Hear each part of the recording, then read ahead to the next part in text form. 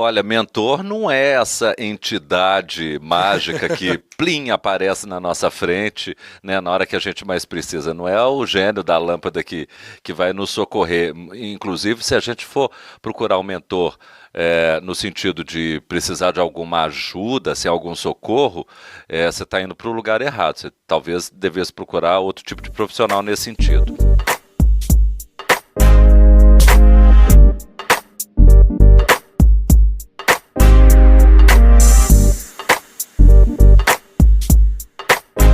Olá pessoas, sejam bem-vindos ao Hungry and Foolish, o podcast que te ajuda a desenvolver profissionalmente, pessoalmente, de maneira objetiva, práticas sem mimimi. Esse é mais um episódio de entrevista, eu sou seu host Matheus. Fala galera, aqui é o Gabriel, sou outro host do Hungry and Foolish. Pessoal, hoje a gente tem uma figura rara aqui do cenário de empreendedorismo de Belo Horizonte. Ele que foi meu professor, mentora startups, eu fomento o cenário de empreendedorismo de Belo Horizonte há mais de 17 anos, é professor há quase 20 aí, já foi consultor, empresário e está nessa área desenvolvendo gente também há muito tempo. Então a gente trouxe aqui a figura do João Bonomo para falar um pouquinho com a gente sobre mentoria, para falar um pouquinho da jornada dele, para a gente trazer, como sempre, conteúdo mais objetivo e direto, sem mimimi. E aí, Bonomo, tudo certo, meu cara? Tudo certo, Fraga, beleza? E você, e Matheus, tudo bom? Perfeito. Bonomo, a nossa proposta aqui no Hungry Foolish é sempre ter uma pegada um pouco diferente. E eu, como fui seu aluno, eu quero te fazer uma pergunta que sempre me dá uma duvidazinha. Manda ver. Você era um capeta na escola, né? Como é que você era quando você era na escola, na universidade? De fato, você descobriu o meu segredo, entendeu? Eu não só era um capeta, como também era um capeta do mal, assim, bem do mal mesmo, sacou? Não era uma figura estudiosa, não era uma figura que estava afim de saber de nada, eu, obviamente queria beber cerveja, né, encontrar com pessoas e, né, curtir a vida doidado. Só que depois de um tempo a ficha vai caindo e aí o juízo chega na vida da gente e a gente começa a saber mais ou menos o que a gente tem que fazer. Mas assim, arrependimento zero do tanto de malandragem que eu fui na minha vida. Fui aluno de uma escola tradicionalíssima aqui em Belo Horizonte, colégio católico, de freio, que não sei o quê. Tomei 3 bombas. Na terceira bomba, meu pai chegou para mim e falou assim, você vai continuar na escola? Eu falei, eu não vou continuar na escola. Ele falou, então se você sair, você vai ter que trabalhar para pagar. Eu saí, trabalhei, paguei.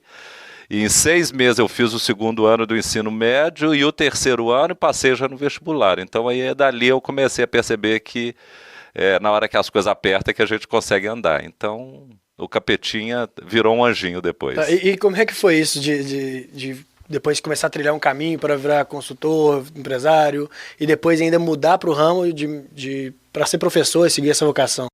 Olha, Gabriel, a vida é muito torta com a gente, né? Eu aprendi uma coisa nessa minha trajetória, que quanto menos planejamento, mais tranquilo e mais sucesso você pode obter. Logo que eu passei nos vestibulares, etc., eu trabalhava, era um emprego honesto, justo, mas que não ia me dar futuro nenhum. Né? Eu trabalhava atuando como auxiliar administrativo dentro de uma empresa gigante e tal, aquele mimimi todo, aquele blá blá blá, de ter que ficar lá trabalhando, tendo chefe para isso, chefe para aquilo outro.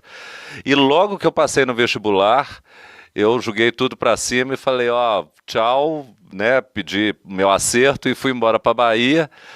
Fiquei na Bahia 6 meses, aí voltei para Belo Horizonte, fiz vestibular de novo na Federal. Passei na primeira etapa, voltei para a Bahia, aí voltei para cá de novo, passei na segunda etapa, tranquei, fui para a Bahia, fiquei mais 6 meses na Bahia, igual um bicho grilo. E aí, depois que eu esgotei, na hora que eu cansei também da Bahia, eu voltei para cá. E logo ao voltar para cá, passado um mês e pouco, eu arrumei um outro trampo, também muito modesto, honesto, mas modesto tudo.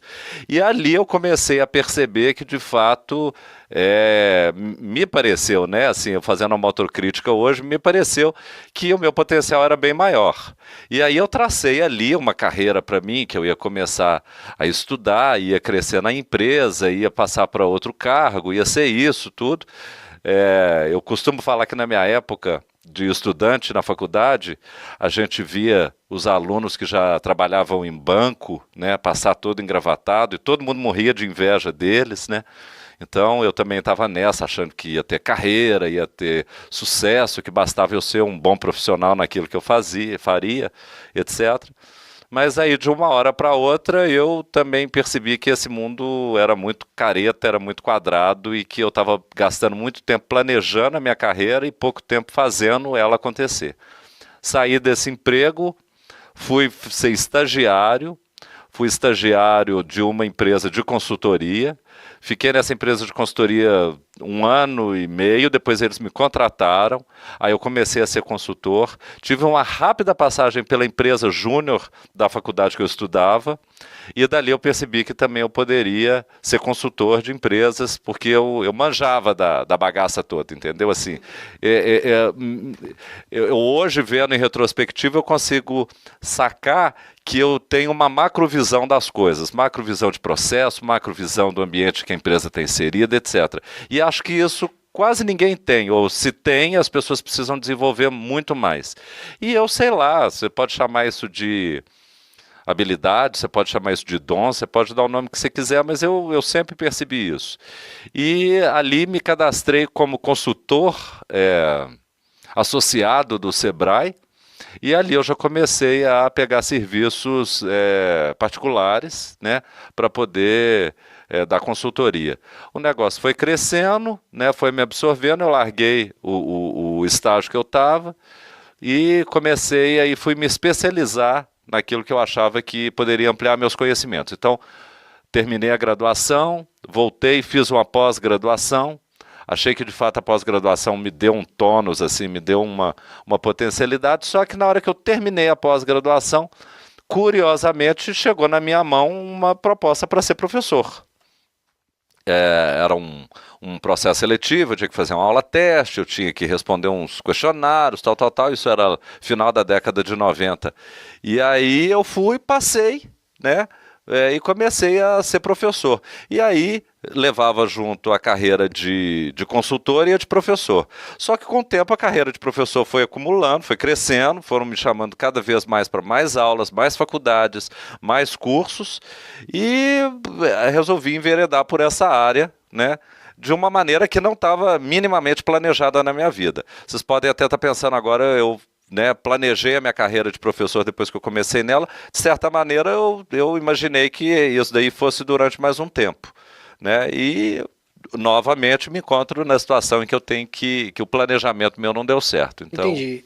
Mas, Bonomo, hoje a sua fama maior não é nem de ser um professor, você dá aula de empreendedorismo, fundamento de administração, etc., mas é mais por ser fomentador do ambiente de empreendedorismo, que começou há muito tempo atrás. Quando é que veio esse tino de fomentar, e o que é fomentar o empreendedorismo? É legal você perguntar esse esquema, Fraga, porque eu sou da velha guarda, né, do empreendedorismo, assim, em termos de formação, minha formação é da velha guarda. Esse baratinho hoje de startup, etc., nada existia na minha época. Você tá aí before it was cool, né?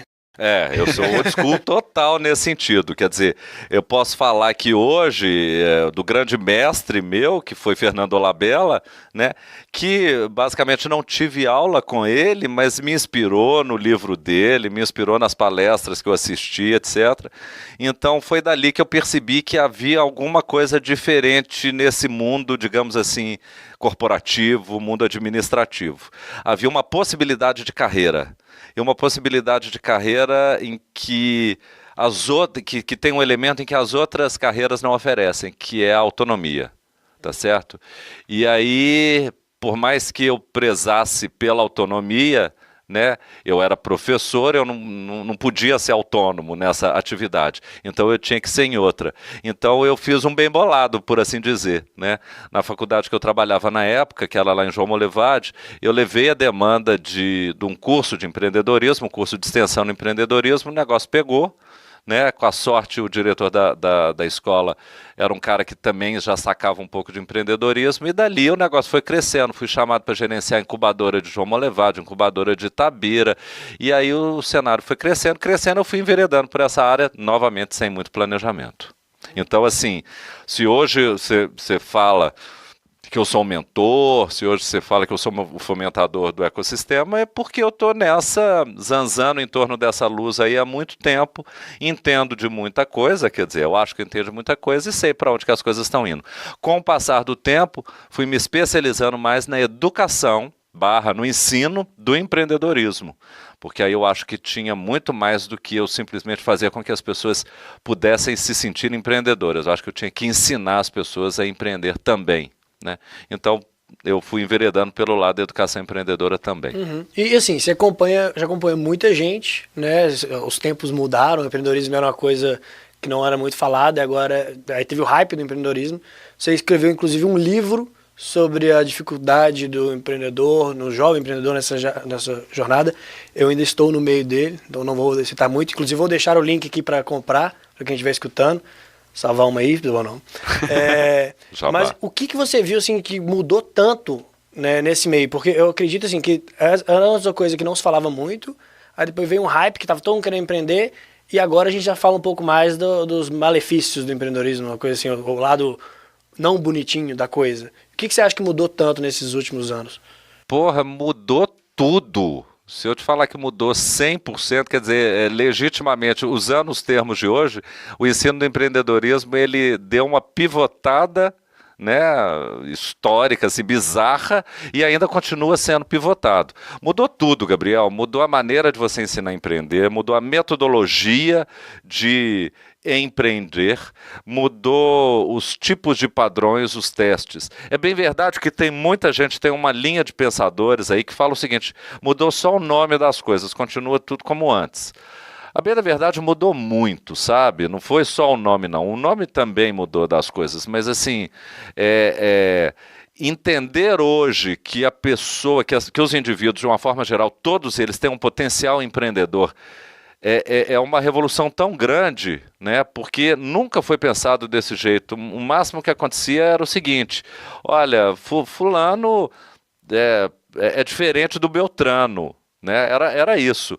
Eu não tinha condição de alguém aprender como que eu vou ficar igual àquele que eu sou diferente, tá certo? E aí os estudos, as pesquisas, as metodologias foram sendo ajustadas, adaptadas. Quer dizer, a bem da verdade, esse início de século XXI, ele mudou muita coisa. E é claro, né, o ensino do empreendedorismo, ele atua aí de uma forma dialética, ele atua como causador e como consequência de todas essas mudanças. O empreendedorismo, ele muda o perfil das pessoas, ele muda a atitude das pessoas, ele muda o frame das pessoas com relação ao que elas querem da vida dela. Principalmente, acho que aí é um ponto muito importante da gente salientar, em relação à carreira. Tá certo?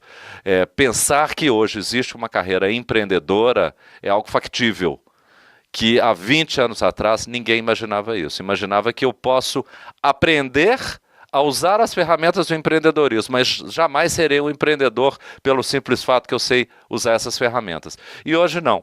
Hoje esse ferramental está muito mais disponível para todo mundo, não só o acesso dele, mas a facilidade de compreensão que existe com relação a isso, e as pessoas acabam experimentando essa vibe, e ao experimentar elas acabam indo para o lado do empreendedorismo, e isso tem um impacto muito forte na economia.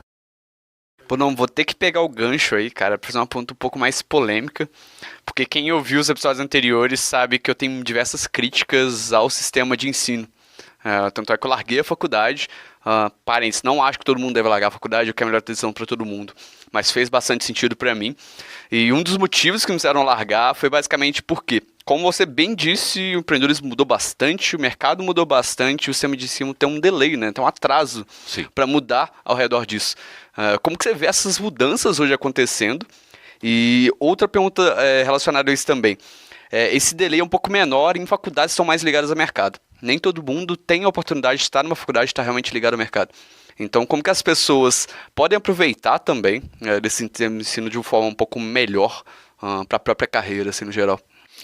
Olha, Matheus, eu vou começar respondendo de trás para frente, se você me permite. O esquema é o seguinte, o ensino do empreendedorismo aos olhos, digamos assim, da pedagogia, aos olhos dos institutos reguladores, etc., ele praticamente não existe, tá certo? Eles não validam isso como um ensino que trabalha o eixo do ensino e da aprendizagem. Eles acham que é um terreno, assim, é um limbo, tá certo? O ensino do empreendedorismo.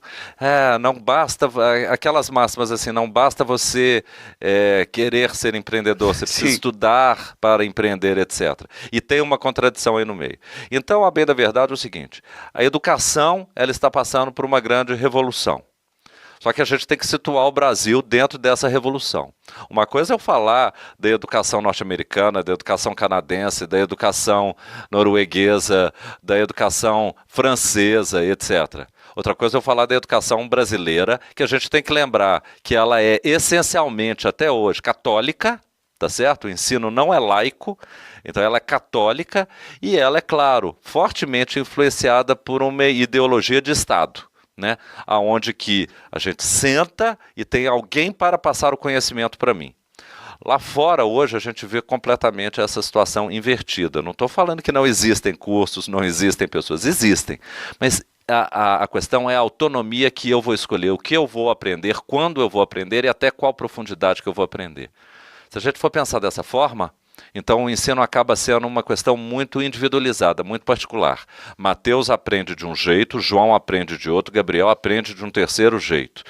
Bom, será que todas as instituições têm condição de atender às demandas tão distintas assim?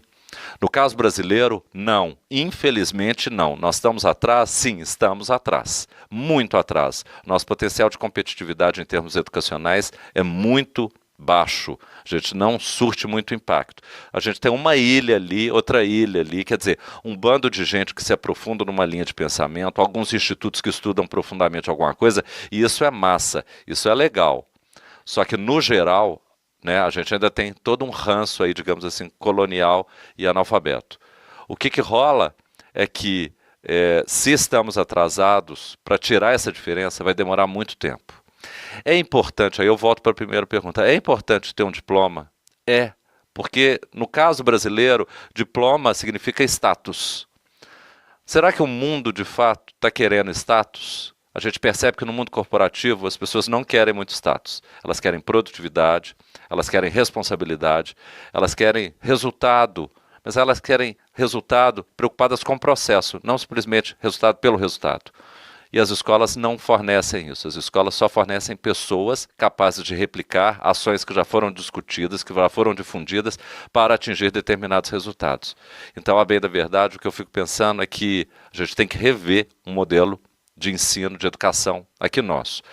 Qual é a fórmula mágica? Se eu soubesse, eu não estava fazendo podcast. Eu estava milionário já. Eu estava trilhardário uma hora dessa. Mas, enfim, né, isso está mudando e acho que essa sua percepção de que, olha, eu tomei uma decisão na minha carreira que foi a de agora não estudar, agora não formar, eventualmente isso vai acontecer no futuro, eventualmente pode não acontecer, é uma decisão que destaca a sua autonomia, né? Você que conduz, você que segura as rédeas da sua carreira. Eu acho que esse é um ponto mais importante e muito valorizado atualmente pelas corporações. Então continua nessa. Na hora que você achar que você tem que segurar a rédea e descer do cavalo, aí você faz isso. Entendi. Bono, uma coisa que você falou aí me chamou muita atenção, porque escutando alguns podcasts, lendo alguns blogs, etc., eu vi que tem muita opinião de especialistas do exterior também que falam que a educação acompanha a revolução tecnológica. Então a gente teve a industrial, a gente teve um modelo industrial de produção de alunos, que é o que a gente tem até hoje. E que hoje, com a nova revolução tecnológica, a gente precisa de um sistema mais individualizado, porque é muita informação e o cara está aprendendo sozinho. Nesse ponto, a escola vai ter que, igual você falou, vai ser difícil ajustar isso em tempo hábil. E aí, o que eu imagino? Que seria o ideal, então, é de ter a figura de um mentor, até para o cara que já é um profissional, que vai orientar o tipo de conhecimento que a pessoa vai. Como é que você vê, então, o que é a mentoria nesse processo hoje de aprendizado, né? E como é que ela tem um papel importante na vida dos profissionais que estão procurando a produtividade e não o status, igual você falou? Olha, o mentor ele torna-se peça-chave nesse modelo, tá certo? Só que eu não vou chamar aqui agora, eu não vou designá-lo de mentor, eu vou falar um tutor. né? Um preceptador. Se a gente for olhar bem, Fraga... Como se fosse um curador de conteúdo, ou não? É alguma coisa menos um pouco do que um curador. Tá? Se você for pensar bem, vou fazer uma comparação muito grosseira aqui, mas vamos voltar lá na época do Brasil, colônia, tal, Dom Pedro, aquele esquema todo.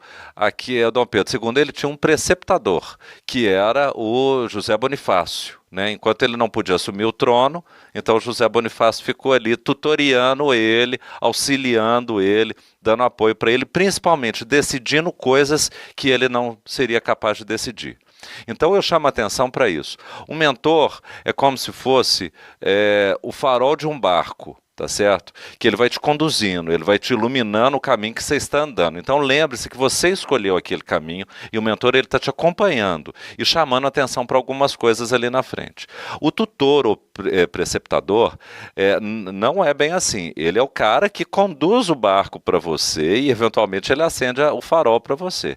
Então você não tem muita autonomia.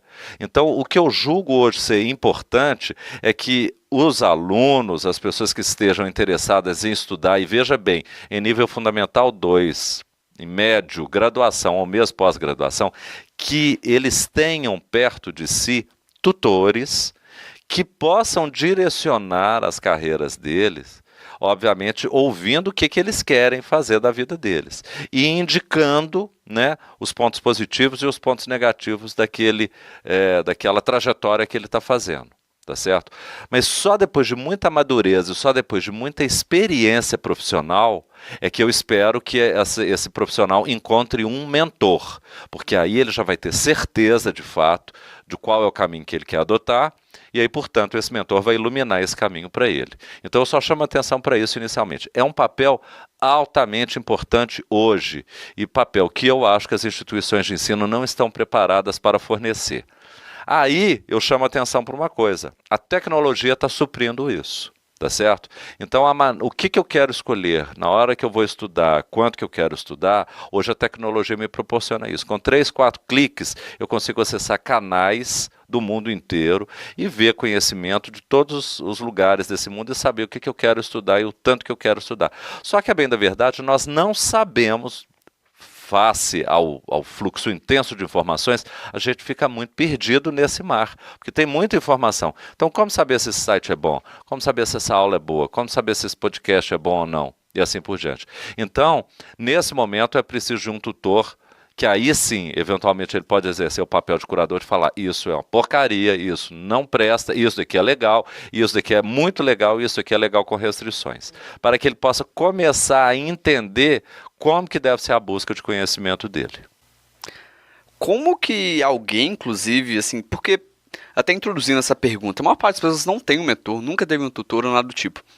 Porque na maior parte das vezes você vai ter alguém ali que, tá numa posição acima, um professor que é distante, mas não é aquela coisa próxima, você não tá de fato acompanhando ali lado a lado, como você esteve com Fraga nas diversas ideias de negócio que ele teve aí no passado, né? Então, como que essas pessoas que não têm um mentor hoje, por exemplo, seja dentro do meio acadêmico ou fora dele, como que você encontra o mentor?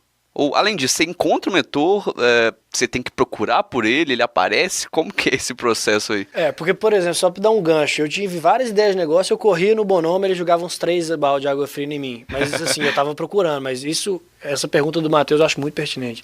Olha, mentor não é essa entidade mágica que, plim, aparece na nossa frente, né, na hora que a gente mais precisa. Não é o gênio da lâmpada que vai nos socorrer. Inclusive, se a gente for procurar um mentor no sentido de precisar de alguma ajuda, sem algum socorro, você está indo para o lugar errado. Você talvez devesse procurar outro tipo de profissional nesse sentido. É bem verdade, Matheus, que hoje há uma proliferação do que eles chamam de coaches, principalmente coaches de carreira, né? Que essas pessoas fazem o papel, digamos assim, de um tutor, de um mentor nesse sentido. Só que eu não acredito muito nesse papel, só por uma questão que talvez passe desapercebida de todo mundo. Ele é pago, tá certo? Eu acho que o mentor, ele não deveria ser pago. O mentor você encontra eventualmente nas horas mais críticas da sua carreira, eventualmente nas horas mais tranquilas da sua carreira. Uma pessoa, um palestrante, uma pessoa que você encontrou no seu trabalho, uma pessoa que você encontrou num local de lazer, mas que falou algumas coisas que você acha que fazem sentido para você, você pode eleger ele o seu mentor / tutor. E veja bem, você não precisa ficar pegado a ele. Tá certo? A relação ela não pode ser essa relação onde que eu te pago para você me dar boas dicas. Isso tem que acontecer, digamos assim... Quase que empírico. É quase que empírico, é uma questão, digamos assim, de química, tá certo? Uma questão de química. Se a gente for olhar na história... né? Várias pessoas tiveram vários insights, várias ideias muito boas, porque ouviram alguém comentar a respeito de alguma coisa tal e achou aquilo que comentou muito interessante. Então, o primeiro ponto que eu acho é o seguinte: não fique esperando um mentor bater na sua porta, né, e te oferecer o serviço. Se ele te oferecer o serviço, não e cobrar por isso, desconfie um pouco, né? Porque ninguém pode saber tanto da sua vida ou tanto do caminho que você quer trilhar, além do que você mesmo. E o terceiro ponto é o seguinte: procure um mentor na hora que você acredita que tem alguém ali por perto que pode te dar uma dica. Isso acontece, muito particularmente comigo, várias e várias vezes. Pessoas entram em contato comigo falando assim: precisava de um conselho seu, queria saber de alguma coisa. E eu tenho que me disponibilizar a dar esse conselho. Todo mundo tem esse tempo do mundo para fazer isso? Não, nem todo mundo tem esse tempo do mundo. Todas as pessoas têm um interesse em fazer isso gratuitamente? Não, não tem. Então essas pessoas não servem para mentor. Se estão vendendo dicas, se estão vendendo conselho, isso não é um papel de mentor. O mentor é uma pessoa que quer crescer junto com você. As suas conquistas serão as conquistas dele também, tá certo? Eu brinco, né, dentro de sala de aula, eu falo assim: o meu melhor currículo são os meus ex-alunos, tá certo? Por quê? Porque se ele está tendo uma posição de sucesso, se ele chegou lá bem, eu pus um tijolinho ali para ele, entendeu?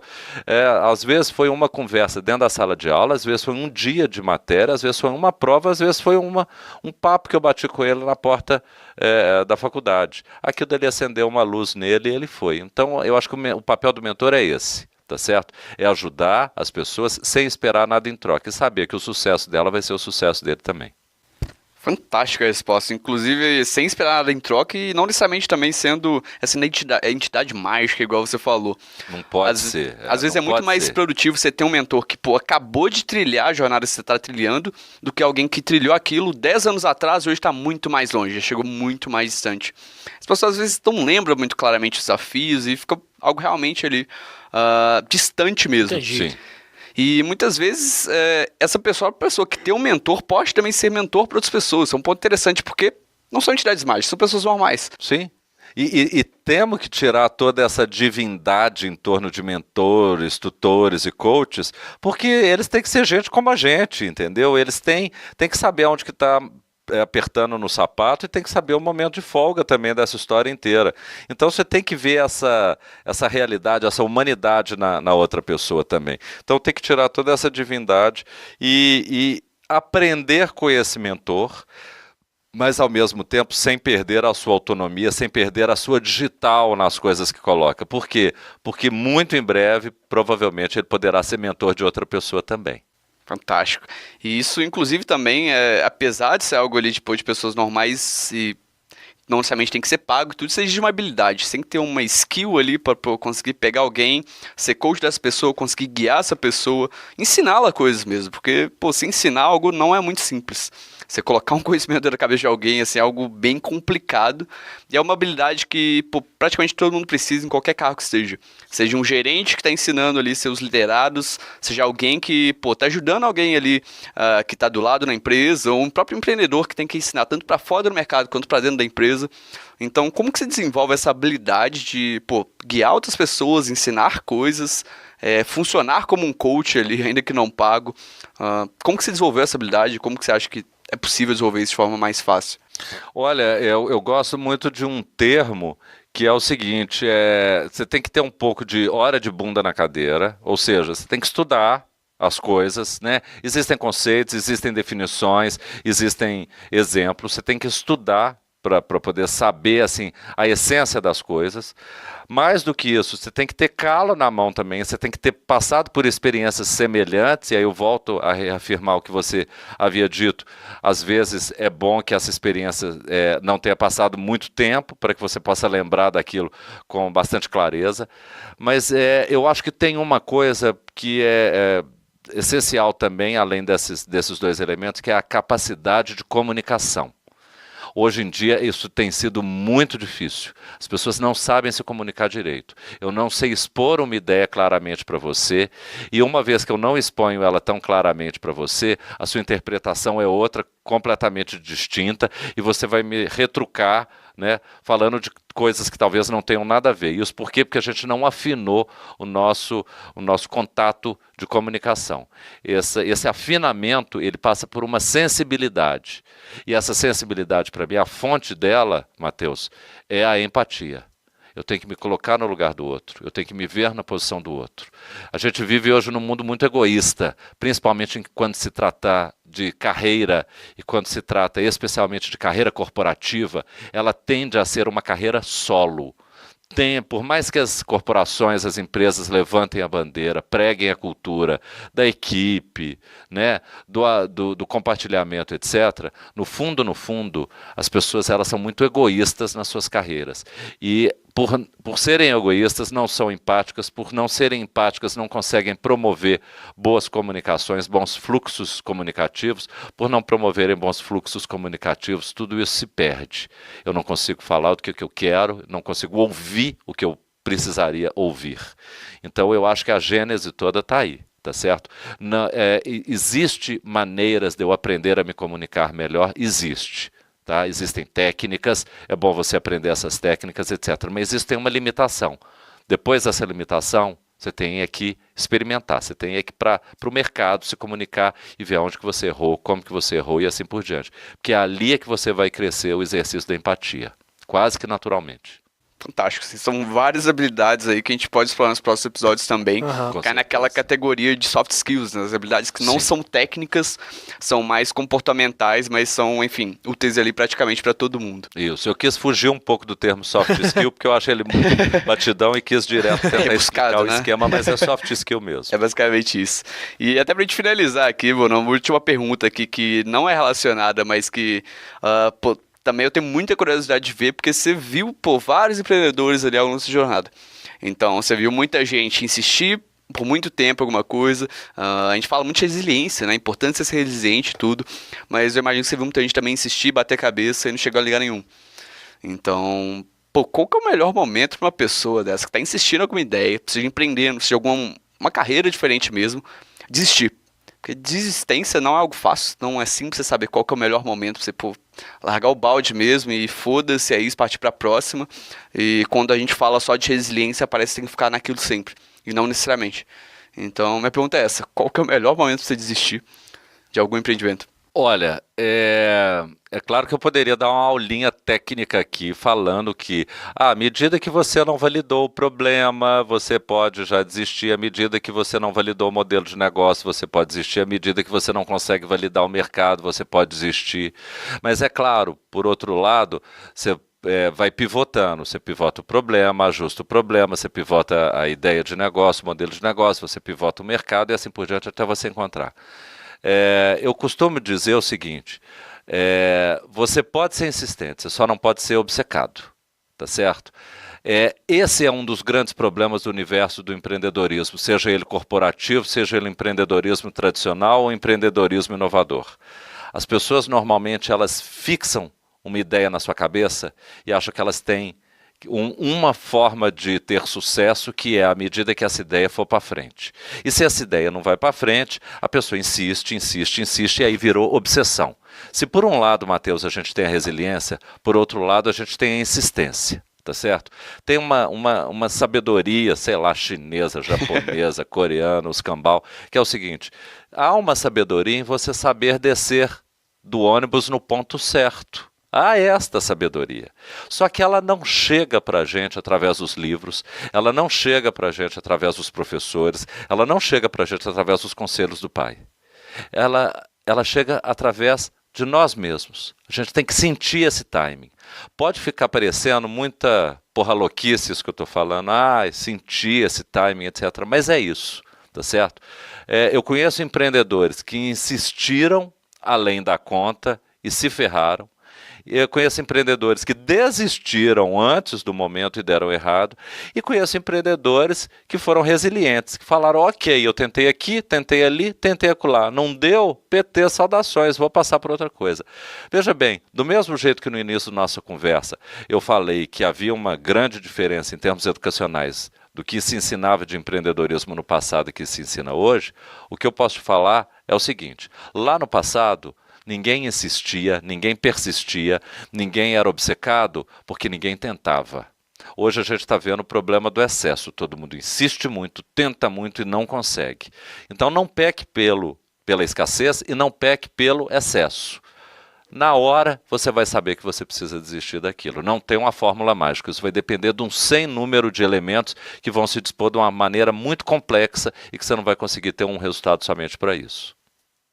Cara, fantástico, assim, resposta incrível pra gente finalizar esse episódio aqui, inclusive. Acabando é foda. Eu ia ficar mais 1 hora falando aqui. Obrigado pela presença, cara. Ficou muito bom. Quem quiser conhecer mais a figura que você é aí nas redes sociais, onde que o pessoal consegue te achar, encontrar seu livro? Se não quiser falar também, não tá. Não, de boa. Olha, eu tô nas redes sociais, tô no Insta, tô no Facebook, tô no LinkedIn. É difícil manter 3 redes sociais hoje em dia, precisa de uma habilidade muito grande para poder fazer isso, mas eu estou lá, procura João Bonomo e só vender mais corretamente assim, o jabá, o Gabriel falou, eu tive uma experiência há pouco tempo que foi lançar um livro de ficção, né? Chama-se Os Sonhos de Mateus, né? Que ele conta isso que o Fraga falou anteriormente, a trajetória de um aluno que se vê perdido no final do curso dele e vê a possibilidade de empreender e acha que é um mar de maravilha esse esquema de empreender e ele toma ferro, toma daqui, toma dali, toma daqui, até ele chegar, né, numa perspectiva, digamos assim, um pouco mais positiva. Eu ia perguntar se ele é resiliente, mas não quero levar spoiler, não. Não vou te dar spoiler, não. A única coisa que eu posso falar é o seguinte, ele não chegou a ser obcecado. Então tá bom, eu tava acreditando que ele ia poder ficar um pouquinho obcecado, tava gostando, tendenciando a isso, mas beleza. Massa demais. Então, veja bem, Matheus, eu estou escritor agora, né? E acho que tem um lance que eu gostaria de deixar só essa mensagem aqui no final. É meio jargão tudo, mas as pessoas elas não são hoje profissionalmente, elas estão profissionalmente, fazendo isso, fazendo aquilo outro. Então, seria uma boa dica falar isso para as pessoas, não tenta pensar no que você é profissionalmente, mas o que você está sendo profissionalmente. E dali para frente a carreira vai te levando. Incrível, isso faz muito sentido hoje. Então, gente, a gente chega agora no final do nosso episódio, mais uma entrevista do Hungry and Foolish. Siga a gente nas redes sociais, compartilhe para aquela pessoa que você acha que pode se beneficiar com esse conhecimento que a gente discutiu um pouquinho agora aqui. Então, pessoal, tendo dito isso, stay hungry, stay foolish. Abraço. Abraço.